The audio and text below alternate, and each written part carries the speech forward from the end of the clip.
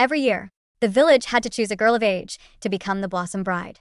The girl who was chosen would be sent into the cave as the village god's wife. She would spend the entire night with him. If she came out alive, she would be honored for the rest of her life as a village elder. Any child she bore was said to be blessed, destined for a life of effortless fortune. If she died, the village would simply wait for the next year, when another Blossom Bride would be chosen. The blessing of the Blossom Bride was believed to pass on to her parents and elders as well. However, no one wanted to be chosen. To escape the ritual, families quietly left the village one after another. I was the only one who volunteered. I had a lust problem, and I had always wondered what it would feel like to be with a god. The day before the sacrifice, I was sprawled on my bed at home, mindlessly scrolling through my phone. Suddenly, the yard outside was filled with people. The village chief walked in front of the crowd. "Josie, we've come to bring you good news." I rolled off the bed and jumped to my feet. "She-if, can I finally become the Blossom Bride?" The chief smiled warmly. "Your older sister went into the cave last year. By right, it shouldn't be your turn yet. But since you insisted, we opened the ancestral hall and asked the ancestors for guidance. If performed the ritual to ask for ancestors' approval, and they agreed. So it is settled. You'll go? That is great." I was so happy, I practically leapt into the air. The chief raised a hand, telling me not to get too excited. "These are the things you'll need to prepare. We'll send you off tomorrow morning at 8.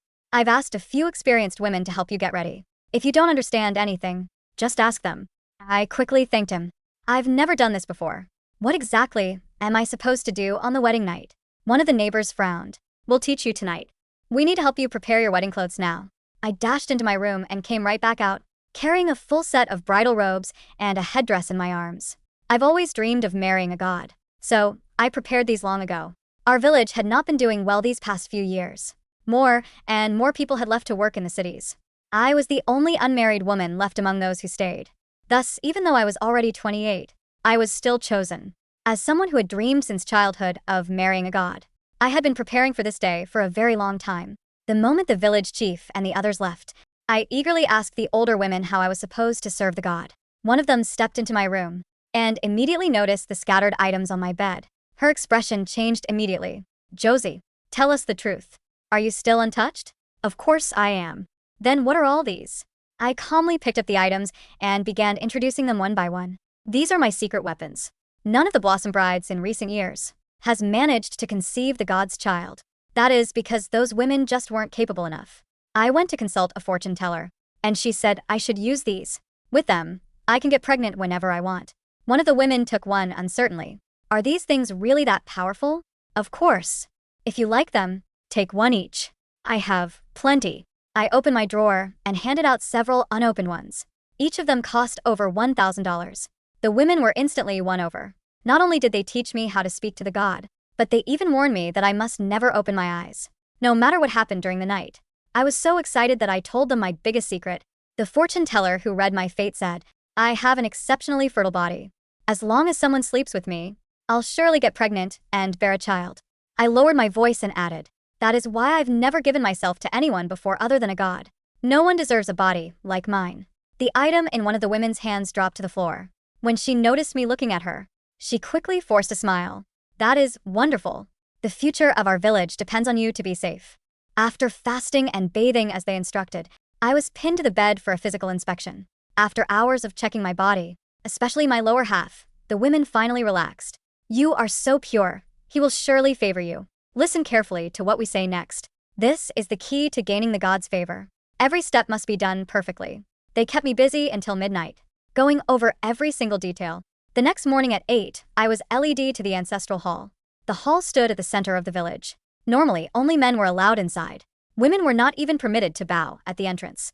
Chosen Blossom Bride was the only one who could enter. The moment I stepped over the threshold, my thoughts swirled.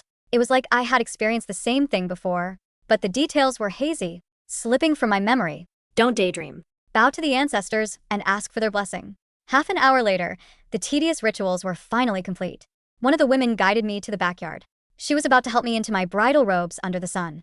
I clutched my chest, reluctant to undress. This isn't right. There are men nearby, and my body is only meant for the god. Why should they see it? The women's eyes flashed. They're just the men who check the god's brides. You will only be allowed up the mountain once you pass their section of the ritual. I let go of my hands silently. even though I had watched countless videos. I could not stop myself from blushing. When my last layer of clothing hit the ground, half an hour later, I emerged from the back, fully dressed in a dainty crown and ceremonial gown. He looked up and caught the eyes of several of the village men. Their eyes were red, and their throats were bobbing as though they were swallowing hard. The village chief nodded approvingly. "Let's go." He raised his hand, and suddenly music swelled outside. Unlike the festive tunes of a normal wedding, marrying a god was solemn and grand. The music was ancient, almost sacred, and listening to it twice made it feel like my soul had been cleansed. My head was dizzy. I remembered nothing except following the procession out of the hall. Halfway along the path, I accidentally tripped over my own feet. I fell to my knees. My palm scraped hard against the rough stone, leaving a trail of blood behind me. Blood on such a joyful day is a bad omen. The village chief's face turned gloomy. I quickly pulled a charm from my chest. If this is a talisman from the fortune teller, it ensures my wishes come true and everything goes smoothly. The fortune teller predicted my day would start with sorrow and end in joy. See, though I am bleeding now, everything will turn out well. My words seemed to satisfy the chief and the elders, and the procession continued. However, for some reason, the cut on my hand would not heal, leaving streaks of blood along the path. The pain made it impossible to focus on the sacred music. As soon as we began ascending the mountain, a blindfold was placed over my eyes. The village chief said that the god favored pure eyes, so I must not see the spirits of the mountain, otherwise I would be rejected. With my vision taken away, my other senses sharpened. I could feel the uneven ground beneath my feet, and the music behind me seemed to seep into my bones, intruding everywhere. The air, once thick with a sense of village smoke and cooking, was now cold and empty. I clenched my hands tighter as the pain in my palm seared. I had no idea how long we walked, for the sun seemed to have climbed to its peak. I was finally allowed to remove the blindfold. Before me stretched a winding, narrow path that ended in a bottomless cave. Beside it stood a towering, ancient tree. Its scent of osmanthus drifted even from afar. The villagers said the tree had absorbed the essence of countless blossom brides. That was what made it so tall and fragrant. When we were 30 feet away from the cave, the procession abruptly stopped, the chief's small, cloudy eyes fixed on me. "You really plan to go in?" My cheeks flushed red, and I lowered my gaze to the cave. "Yes. I've waited my whole life for this. Our god is so tall and imposing, a match for me unlike any other. Despite my age, I've never known a man's touch."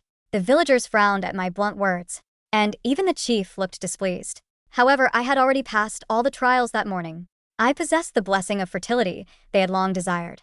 Even if the chief did not want me to go in, he could only turn a blind eye. There are no unmarried girls left in the village. This difficult task falls to you, Josie. My cheeks burned. "Don't worry, chief. I'll bring back the god's blessing. Our village will thrive again." No one else was allowed beyond this point. They could only accompany me to the entrance. I moved quickly, stepping onto the narrow path that led to the cave.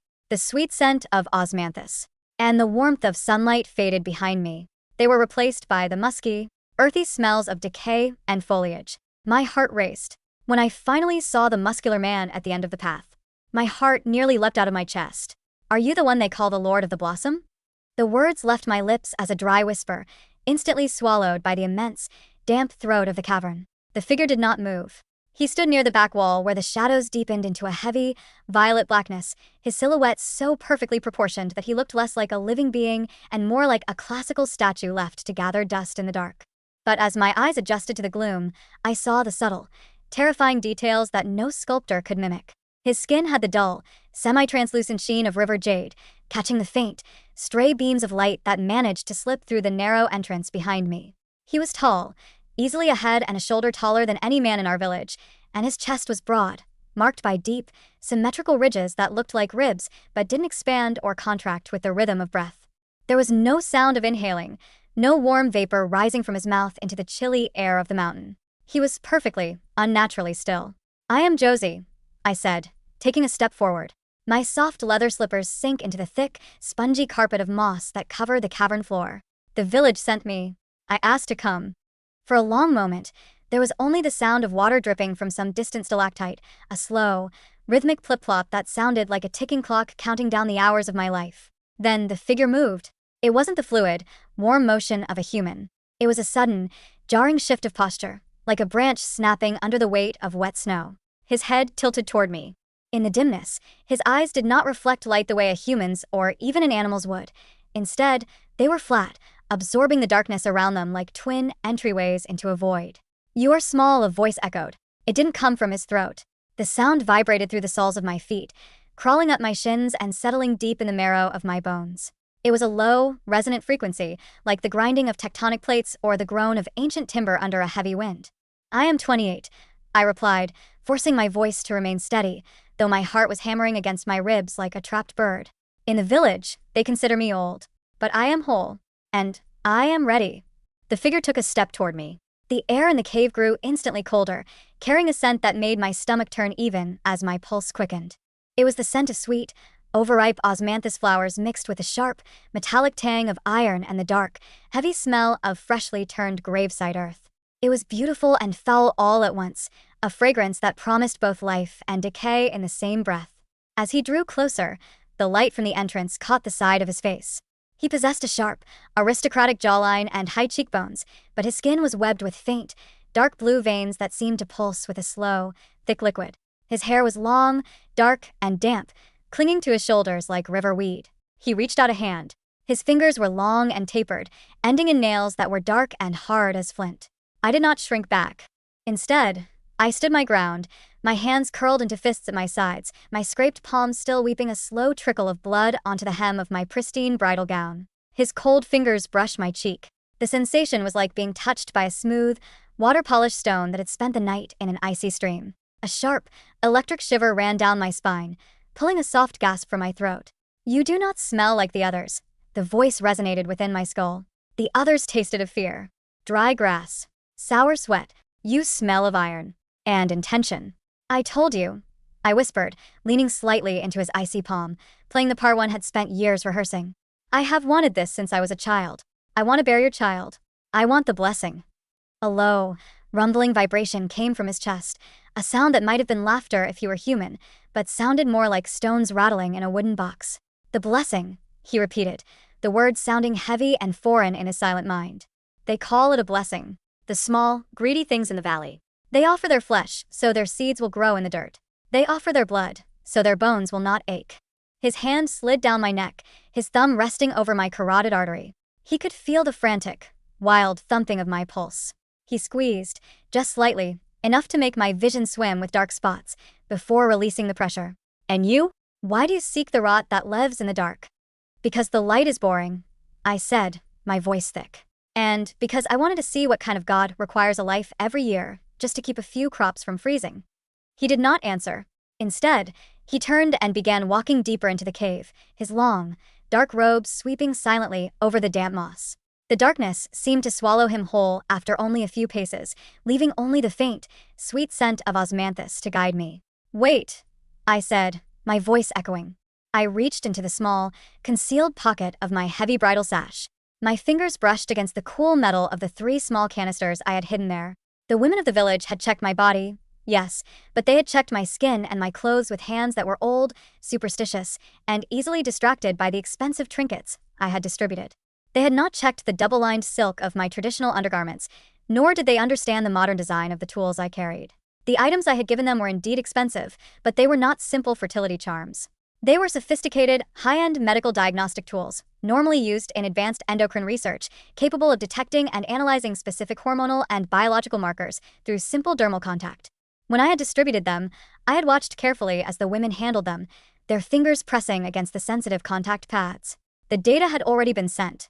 My phone, left on the charger in my bedroom, was acting as a relay, uploading the chemical profiles of the village elders to a secure server 300 miles away. But those were just for the village. For the god in the cave, I had brought something far more direct.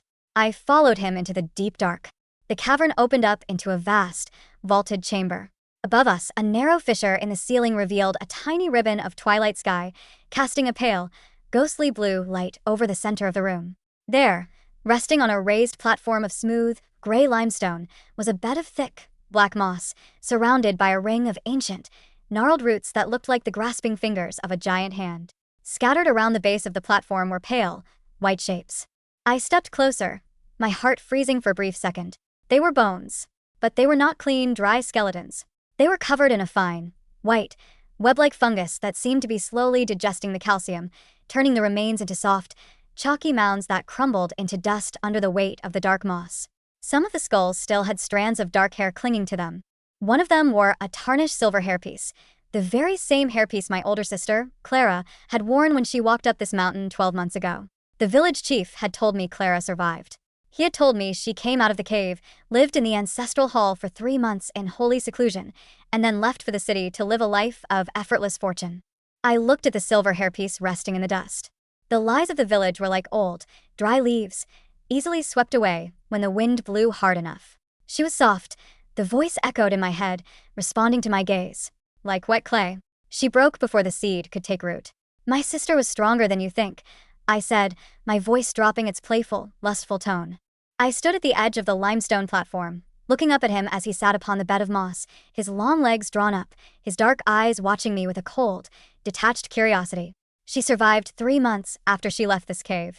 She died in a hospital in the city, her lungs filled with a white, fibrous mold that the doctors had never seen before. She couldn't breathe. She couldn't speak. But she wrote things down for me. The entity did not move, but the low humming in the cave seemed to drop an octave, becoming more intense, vibrating through my dental fillings. She wrote of the god, the voice murmured. She wrote of the cold. She wrote of the village. I corrected him, taking a step onto the platform. She wrote about how the elders don't just worship you. They trade with you. They bring you a young woman every year, and in return, you secrete a compound through your skin, a chemical that they harvest from the water runoff of this cave. It keeps their crops lush, it keeps their water pure, and it keeps their old, rotting bodies alive for decades longer than they should be. The blessing of the Blossom Bride isn't a miracle. It's a biological exchange. I reached the edge of the moss bed.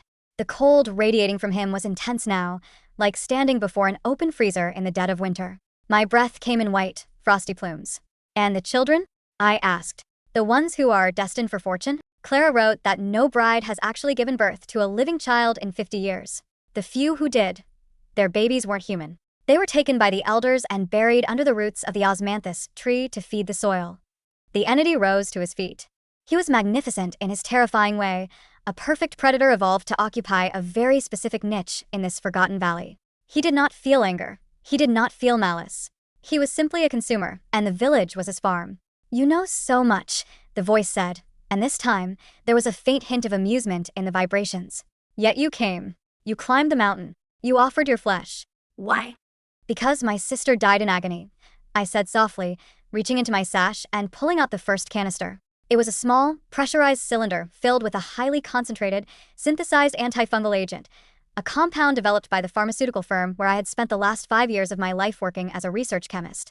I didn't come to marry a god. I came to perform an extraction, but I had to get close enough first.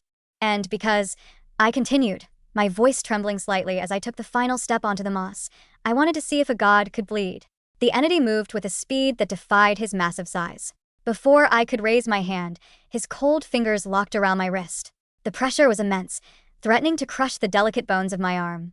The canister slipped from my fingers, rolling away into the dark moss with a soft rustle. A fragile instrument. The voice boomed in my mind, cold and mocking. You bring the poisons of a city to the ancient deep. You think your small sciences can wither the roots of the mountain. With his other hand, he gripped my chin, forcing my head back. His face was inches from mine. Up close, I could see that his skin was not skin at all. It was a dense, fibrous mat of microscopic fungal hyphae, so tightly woven that it looked like smooth flesh. His breath did not exist, but his mouth opened slightly, revealing a dark, cavernous throat lined with pale, delicate filaments that shivered in the cold air. He was going to infect me. He was going to release the spores into my lungs, just as he had done to Clara and the others before her, beginning the slow, agonizing process of turning my body into a living nursery for his offspring. But I had not spent 3 years planning this just to fail at the first touch. I didn't try to pull away. Instead, I used my free hand, the one that had been cut on the rough stone of the path, and slammed it directly against his open neck. The cut on my hand wasn't an accident, and the blood wasn't just blood. For 48 hours before ascending the mountain, I had been dosing myself with a highly specific, bioengineered systemic toxin. It was a compound designed to bind directly to the cellular walls of fungal organisms, disrupting their ability to process nutrients and causing rapid, uncontrolled cellular lysis.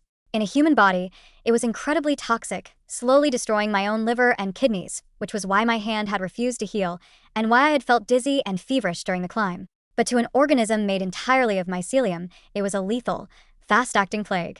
The moment my open wound made contact with his neck, his body stiffened. A sound emerged from his throat, not a telepathic voice, but a physical, wet, choking gasp. The pale filaments inside his mouth began to wither and turn black, curling like paper in a flame. He let go of my wrist, stumbling backward. His eyes, once flat and black, now flared with a strange, dull yellow light as the toxin began to tear through his system. What have you done?" The voice in my head was no longer a grand, rolling thunder. It was a frantic, high-pitched screech, like metal scraping against stone. "I told you," I said, gasping for air as I fell to my knees on the cold stone, my bruised wrist throbbing. "I have an exceptionally fertile body, but I didn't bring life. I brought a harvest." I scrambled through the moss, my fingers searching frantically for the fallen canister. The cold in the cave was shifting, turning into a hot, sticky humidity as the entity's body began to break down, releasing moisture and heat as its cells ruptured. Behind me, the entity lashed out. A long, dark root-like appendage tore through the moss, striking my shoulder and sending me sprawling across the limestone platform. The pain was white-hot, but I kept my eyes on the small glint of metal near the edge of the pit. I reached it. My fingers closed around the canister. I turned just as the entity lunged at me again. His human form was beginning to dissolve. His face was melting into a gray, fibrous mass, his arms splitting into dozens of pale, reaching tendrils. He was no longer a handsome, ancient god. He was a dying, desperate parasite, trying to find a host to save his genetic code. I pressed the valve on the canister. A thick, white cloud of aerosolized antifungal agent hissed into the air, filling the space between us. The entity screamed, a sound that shook the very dust from the ceiling of the cavern.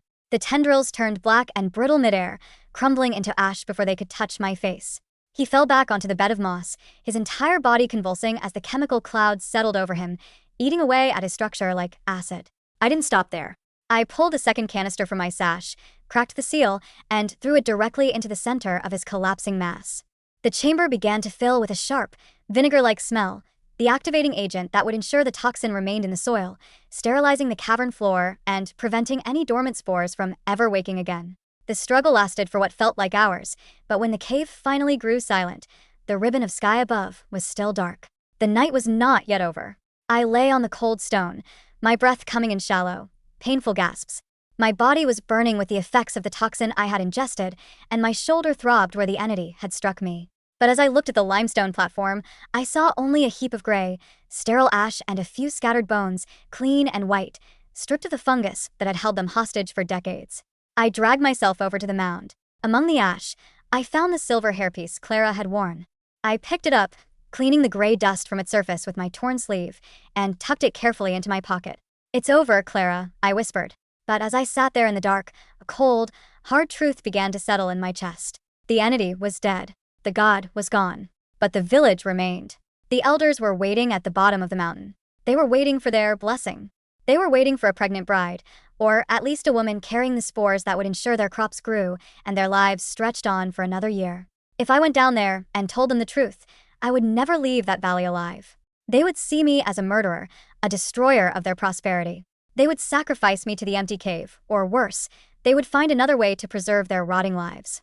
I needed to give them their bride, but not the one they expected.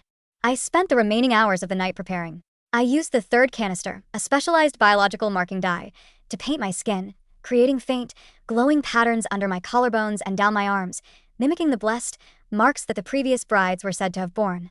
I tore my beautiful bridal gown, staining it with the gray ash of the entity and the dark earth of the cave. When the first pale light of dawn began to filter through the entrance of the cavern, I stood up. My body was weak, but my mind was clear. I walked out of the cave. The morning air was crisp and cold, carrying the faint, sweet scent of the osmanthus tree at the edge of the path.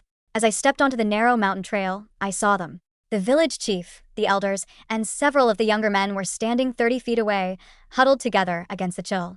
When they saw me emerge, a collective gasp rose from the group. The chief took a step forward, his small, cloudy eyes wide with a mixture of fear and greed. "Josie," he called out, his voice trembling. "Are you, did you?" I did not answer immediately. I walked slowly, my head held high, my footsteps deliberate despite the pain in my limbs. The blindfold was gone, and I looked directly into their eyes. When I reached the edge of the path, I stopped. I raised my hands, letting the wide sleeves of my bridal gown fall back to reveal my forearms. Under the bright morning sun, the faint, glowing blue patterns I had applied to my skin shone clearly, looking like ancient, divine script etched into my flesh. The elders fell to their knees. The chief's face turned pale, his mouth hanging open in awe. "The blessing," he whispered, his voice cracking with emotion. "She has the marks of the Lord. The God has chosen her." "I have seen him," I said, my voice cold, carrying an authority that made the men bow their heads even lower. "He has accepted me. He has given me his seed." I pressed my hand against my stomach, where the internal burning of the toxin was slowly fading, leaving behind a dull, hollow ache. "But the God is displeased with the village," I continued, looking down at the chief. "He says your hearts have grown soft. He says you have let too many people leave. He has commanded that from this day forward, no one may leave the valley.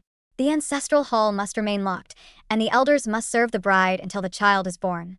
The chief looked up, his eyes filled with a desperate, pathetic hunger. "And the crops? The water? The long life?" "They will continue," I lied, my voice steady.